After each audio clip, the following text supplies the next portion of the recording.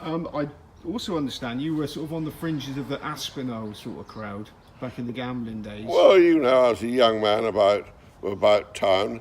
I knew a lot of the players. I was quite a successful gambler when I was riding and I had horses. I've been very much on the fringe. I was never into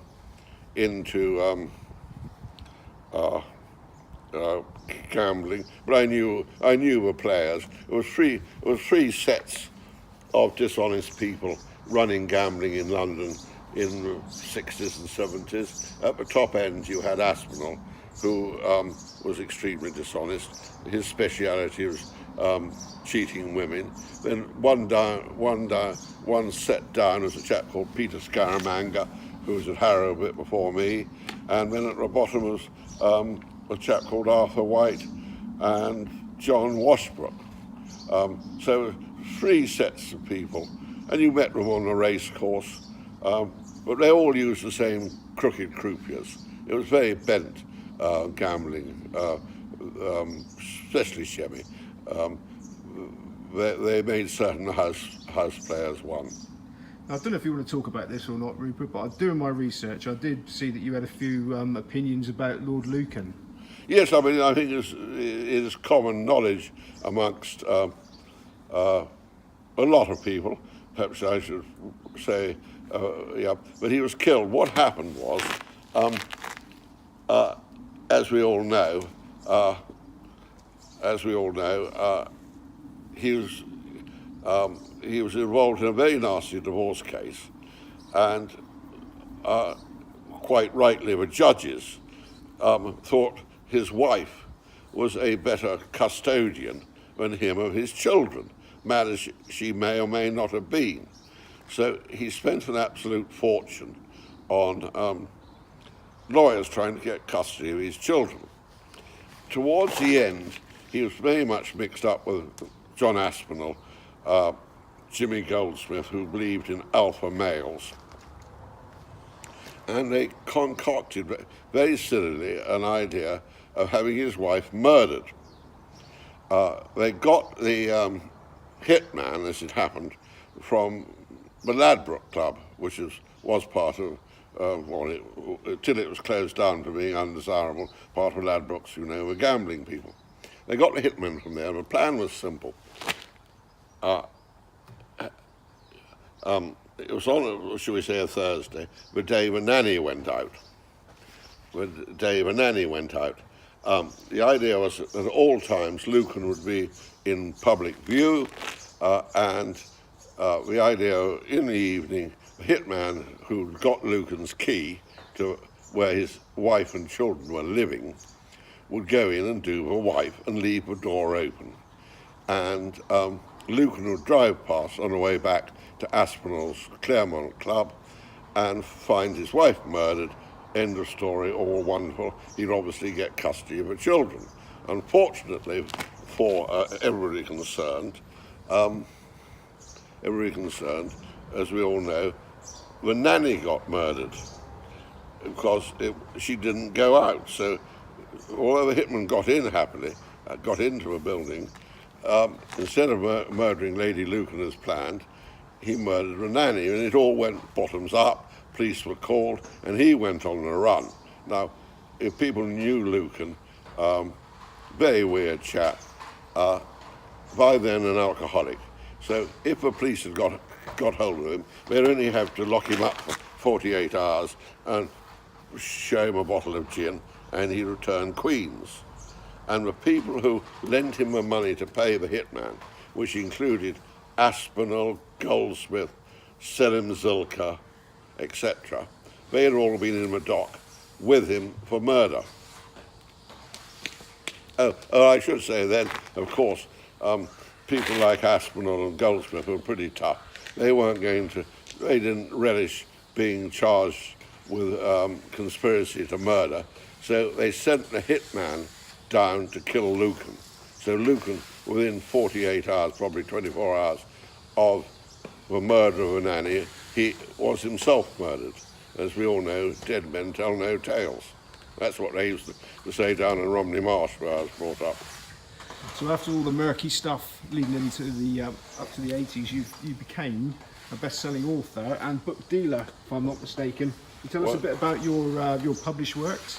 I mean, I write non-fiction under the name of Rupert Collins, bad fiction under the name of Rupert Mackeson. I was very lucky. I became an expert in my picture dealing days with 4 artists: Charlie Johnson Payne, the cult figure, Snaffles, Lionel Edwards, Gilbert Holiday, and Cecil Aldin.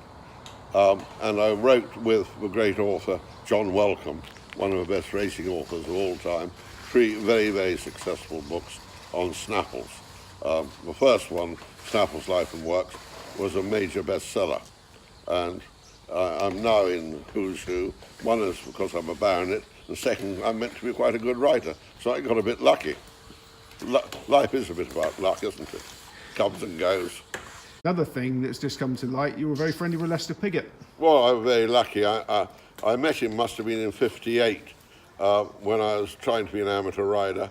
I was with riding out for a great champion jockey, Brian Marshall, who was then trading at Lambourne. He's the chap who rode back-to-back winners of Grand National on different horses for Vincent O'Brien.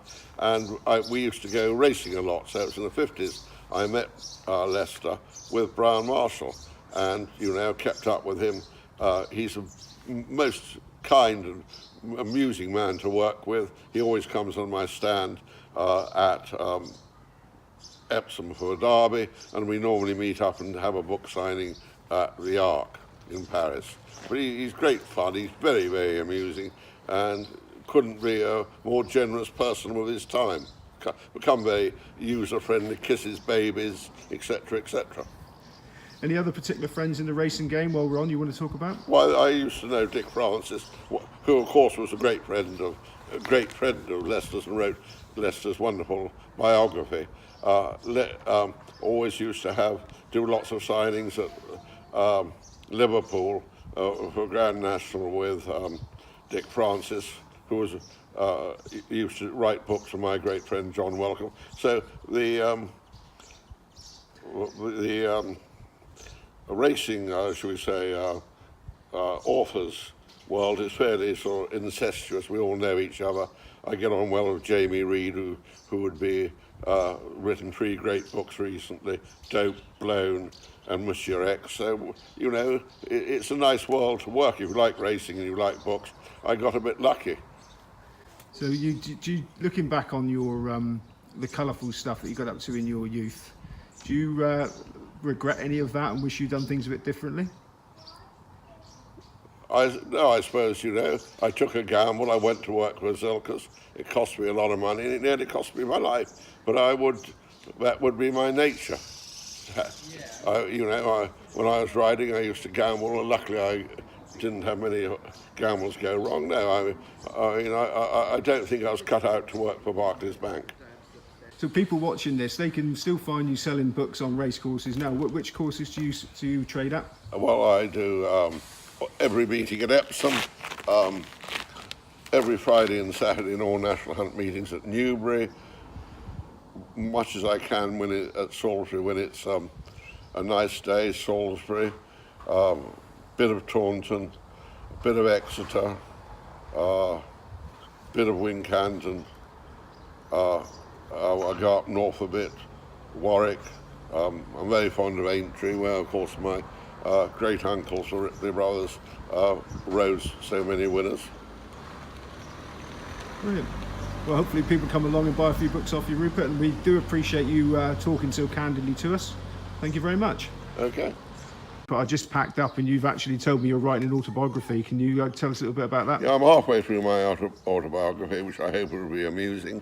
A working title is mainly Fun and Frolic. I published that amusing old rogue, Michael Pope's books. That's all about fun, and I hope they'll be slightly like my Michael Pope's books. Brilliant. Thank you very much, Rupert.